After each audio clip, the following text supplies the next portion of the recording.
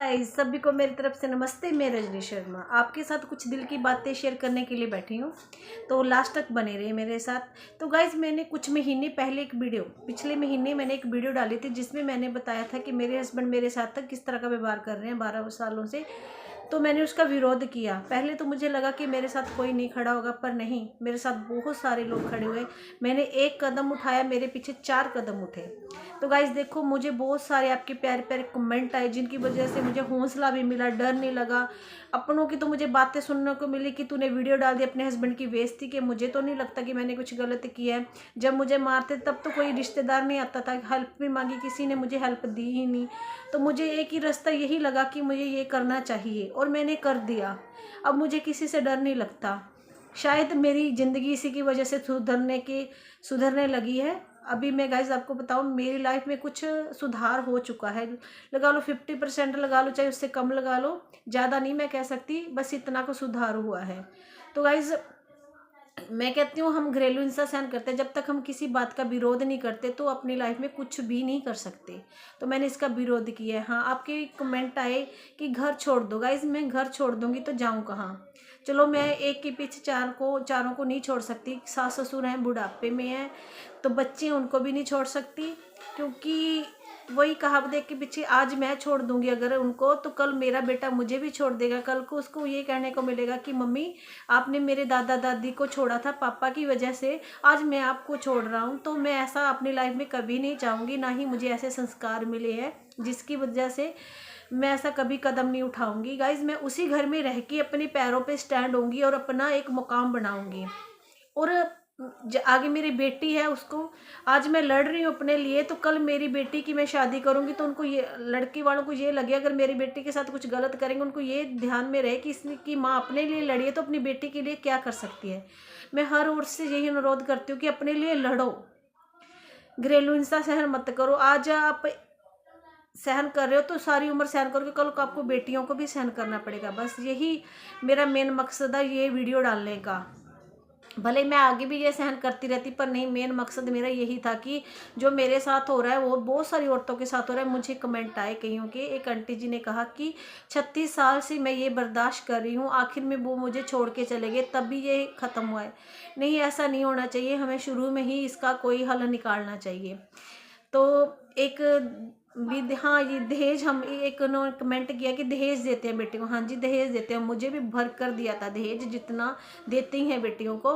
पर उन्होंने कहा कि हमें अगर 50 गज की जगह दे दे, 2 कमरे डाल के दे दे, हम उसमें रह सकते हैं। हाँ, ये बात बहुत अच्छी बात कही आपने। मुझे भी, मेरे मन में भी यही होता है कि दहेज की बजाय अगर हम बच्चों को, बेटियों को घर दे दें, तो वह मुसीबत के टाइम में जब घरेलू हिंसा, जब कुछ मार पिटाई, तो अपने घर में वो जाके रह सके। देखो गाइज, मायके में कोई मना नहीं करता रहने के लिए। तो मायके में देखो, भाई भाभियाँ सब बहुत अच्छे हैं, मेरे तो बहुत ज़्यादा अच्छे हैं गाइज। उनकी सपोर्ट से ही मैं यहाँ पे हूँ आज। तो मेरा परिवार बहुत अच्छा है, पर फिर मुझे, मेरा मन कहता है नहीं, मुझे यहाँ पे नहीं रहना, मैंने कुछ करना है अपनी ज़िंदगी में और मैं करूँगी भी। तो मैंने स्ट्रगल, पहले मेरी सोच ऐसी होती थी गाइज भी, मैंने एक हाउस वाइफ ही रहना, क्योंकि घर से बाहर निकलना इजाज़त मुझे मायके से ही नहीं थी। स्कूल तक छोड़ के आते थे, लेके आते थे बस। मार्केट कभी मम्मी के साथ जाना, अकेले तो मैं कभी अपनी लाइफ में कहीं गई नहीं। शादी के बाद जैसे शादी हुई, मुसीबतों का सामना होता रहा, लगा भी मुझे कुछ करना है। फिर मैंने स्टिचिंग का काम, मेरे पापा ने सिखा रखा, मैंने वो शुरू करा। उसमें भी मुझे इतनी सफलता नहीं मिली क्योंकि एरिया छोटा है, बाहर निकलने की इजाज़त नहीं थी।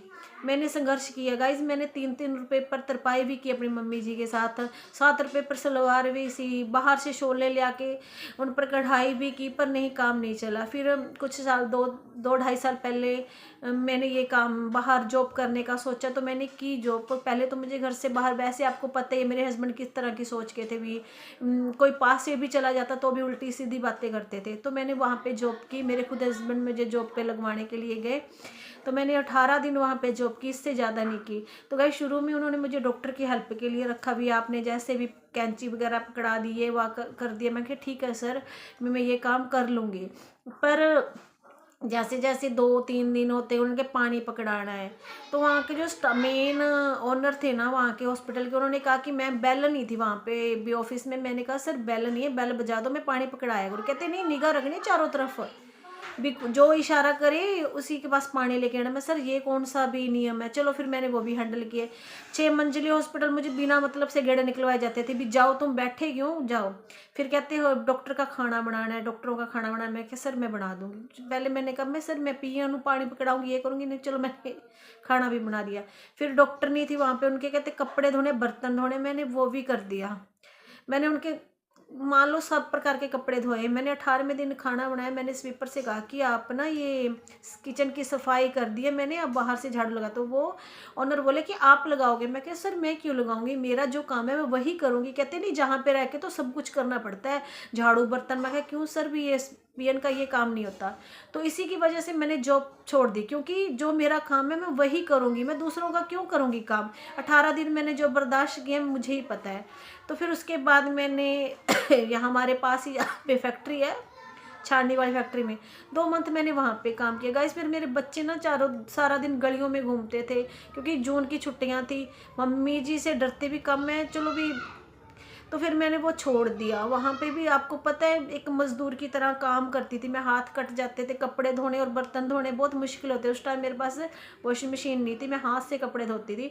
सो सारे कटे हुए पर साबुन लगता था, इतना ज़्यादा भी बहुत दिक्कत होती थी। हाथ भी सारे गलने कट कट के ना लोहे के साथ अजीब से हो गए थे। मैंने वहाँ पे 2 मंथ काम किया। इसमें मेरा जुलाई में पेपर आ गया, मैंने पेपर दिया। और साथ में ही मुझे ना सक्षम का काम मिल गया, जिसमें मैंने सक्षम में जॉब की। वहाँ पे मेरा सफ़र बहुत अच्छा रहा, वहाँ के स्टाफ बहुत अच्छे थे। सक्षम के साथ साथ मैंने ना वहाँ पे स्टिचिंग का भी काम किया। स्टिचिंग का भी मेरा अच्छा चला। 3 मंथ मैंने वहाँ पे किया। उसके बाद मुझे DDU UKY में काम मिल गया। 6 मंथ मैंने वहाँ पे काम किया वार्डन की जॉब पे। आपको पता है मैं वार्डन की जॉब पे से क्यों आई, क्योंकि वहाँ पे मार पिटाई होती थी और सैलरी सब मेरी सिर्फ 10,000 थी। तो उसमें गुजारा नहीं होता था। 4-4 मंथ सैलरी नहीं मिली, इसलिए मुझे छोड़नी पड़ी। मजबूरी थी, आगे मैं करती भी रहती पर 10,000 में कुछ नहीं बनता था मेरे साथ। तो वहाँ पे मैंने अभी हाल ही में उनको फ़ोन किया, सर कौशल निगम में फॉर्म भर रहे हैं, मेरे को एक्सपीरियंस दे दो। वो कहते देखेंगे मैम। तो गरीब का कोई भी नहीं होता। तो दूसरी बात ये है, मैंने संघर्ष किया है, अभी मैं कर रही हूँ। मुझे यही रास्ता दिखा कि यूट्यूब के माध्यम से मैं घर पे बैठ के ही अपनी ज़िंदगी में कुछ हासिल करना चाहूँगी भी। इससे मैं अपने बच्चों को भी देख लूँगी और अपना है ना, माध्यम से मैं अपना भविष्य सुधार पाऊँगी। तो लाइफ में बहुत कुछ देखना पड़ता है। कोई कहते हैं स्ट्रगल नहीं, किया छोड़ दो, मेरे पास कोई काम नहीं है। कहीं पे भी काम करूँगी तो 5-6 हज़ार से ऊपर नहीं देते। इसमें तो मैं बच्चों की फीस भी नहीं भर फीस ही भर सकती हूँ, कमरे का रेंट भी चाहिए। तो 5-6 हज़ार में सुबह से शाम तक मुझे वो देंगे। मान लो 8 बजे 9 बजे गई सर्दियों के दिन में, शाम को 7 बजे आके 6 हज़ार मिलेंगे। और मैं बच्चों को कब देखूँगी, ऐसा कुछ नहीं कर सकती। तो मैं संघर्ष कर रही हूँ, मैंने शुरू से ही किया है। अभी काम में बाहर निकलने की इजाज़त नहीं थी, अब मुझे मैं फॉर्म भरती हूँ, खुद भरती हूँ, क्योंकि पहले मेरे पास इतने पैसे भी नहीं होते थे। अब तो मैं स्टिचिंग का करके अपने पास रखती हूँ, फॉर्म भरती हूँ। अभी हाल ही में मैंने CTA का एग्ज़ाम था, उसमें मैं सिर्फ कुछ पॉइंटों से रह गई थी। 47 पॉइंट कुछ नंबर थे मेरे, मैं जनरल कास्ट से हूँ। तो अब मैंने D ग्रुप का पेपर दिया है। कोचिंग मुझे मिली नहीं, तो जो मेरे पास बुक्स थी मैंने उन्हीं से पढ़ाई की है। तो उसका रिजल्ट हाल ही में आया नहीं, जब आएगा तो मैं आपको ज़रूर बताऊंगी भी मेरा रिजल्ट कैसा है। संघर्ष कर रही हूँ गाइज, पर काम तो नहीं मिलता। मैंने यहाँ हमारे DO ऑफिस में भी अपना रिज्यूम दे रखा है, काम तो कभी भी नहीं मिलता। कहते सिफारिश वालों का काम है, हम जैसों को कौन काम देता है। तो मेरे पास एक ही प्लेटफॉर्म रह गया यूट्यूब, इसके माध्यम से मैं आगे बढ़ने की कोशिश कर रही हूँ। प्लीज़ मुझे आप सपोर्ट करें, ज़्यादा से ज़्यादा सपोर्ट करें। मैं हमेशा ही, पहले मेरी सोच नहीं थी कुंवारी होती कि भी मैं आगे बढ़ूंगी, पर अब है भी मैं कुछ करूंगी अपनी ज़िंदगी में। तो घरेलू हिंसा मत सहन करो, किसी प्रकार का दुर्व्यवहार मत सहन किया करो, उसका विरोध करो। आपको मेरी ये वीडियो पसंद आई तो मेरी वीडियो को लाइक शेयर सब्सक्राइब करें और ज़्यादा से ज़्यादा शेयर करें। आप मेरे साथ जुड़े रहें, जिस तरह आपने मेरी पहले वीडियो को प्यार दिया है अभी भी आगे भी देते रहें। मेरे चैनल को सब्सक्राइब करें, ज़्यादा से ज़्यादा शेयर करें, क्योंकि मुझे आपके सपोर्ट की ज़रूरत है। आपकी सपोर्ट की वजह से ही मैं अपने लाइफ में कुछ कर सकूँगी, अपना भविष्य सुधार सकूँगी। तो मैं यही चाहती हूँ कि आप मुझे ज़्यादा से ज़्यादा सपोर्ट करें। तो गाइज़ बस आप मुझे दीजिए इजाज़त, नमस्ते।